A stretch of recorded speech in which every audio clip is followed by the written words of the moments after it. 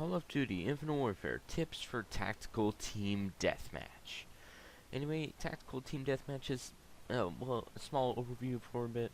Just to tell you what it is, it's basically the same old thing, only no boost no boost jump.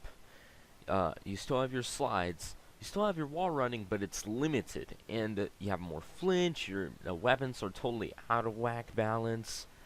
I'd say it's kind of their attempt of having a game mode where it kinda emulates what it was back in the day. But I'd say it still needs a little bit of tweaking, but hey, it's a good game mode, even though it might be kind of boring for some. Anyway, let's get on to the first. Pay attention to the map. I'd say this is a very good thing because there's a few places where people think you can only get to using the boost jump, but you actually can get to without. Like, in the map terminal, there's this, on top of the building I went through a few seconds back. You can actually get on top of that, just jump on a few pile of crates, and then jump on the roof using the clamber, and boom, you're on top of the roof. And not a lot of people know how to get up there without jetpacks. And also, I'd say sliding is still one huge factor, and I'd say think your weapons, like especially like your everyday meta weapons for like your good all team deathmatch, the ones that you know from like the get-go when you first bought the game. But for tactical team deathmatch, they're different. And also that headshot damage is very, very, like, increased. Like, yeah, I did 2-shot kills. Anybody with an automatic assault rifle to the head? Yeah, that's pretty crazy. And I'd say also they ramped up the damage on the supers, like the equalizers and whatnot, and probably every single one, I'm not sure, but I have taken down quite a few claws.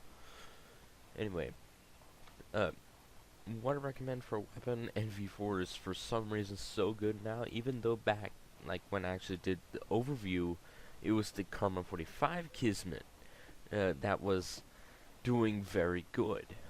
And snipers, you know, one-shot kill all the same. Basically all there, it's pretty good. If you have prestiged, MAC-10 45 is not half bad.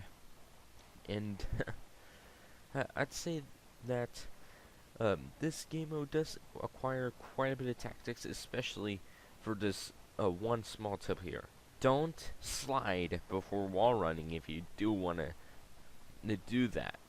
If you want to wall run to flank, don't slide beforehand, because it will deplete your meter halfway, chop it in half. So if it's a very long wall run, you're gonna end up down in the mess or down in the kind of bottomless pit that they always throw you in. And I'd say utilize cover very well. Like here, I actually have to wiggle work my way into the cafeteria so I can get a clean shot of that guy.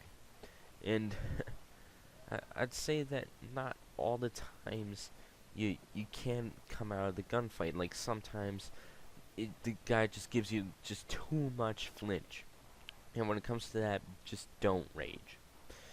And that, because if you do rage, you get on tilt, and you get on tilt, you start going bad and then badder, baddest. And you just keep going down. But I'd say that most of the time, weapons that are good in the regular mode are also pretty good here. But then also they did tweak some of them, like the K-bar is not as effective. Well, it is effective, but not as much. And the Volk is still a beast. And a bunch of other weapons that you know in the meta over there are still pretty good here, but just for a different reason sometimes. And I'd say that staying off the minimap is actually a pretty good idea, especially with being a little bit more tactical, people are going to probably start paying attention more to that mini map up there, and probably you should too.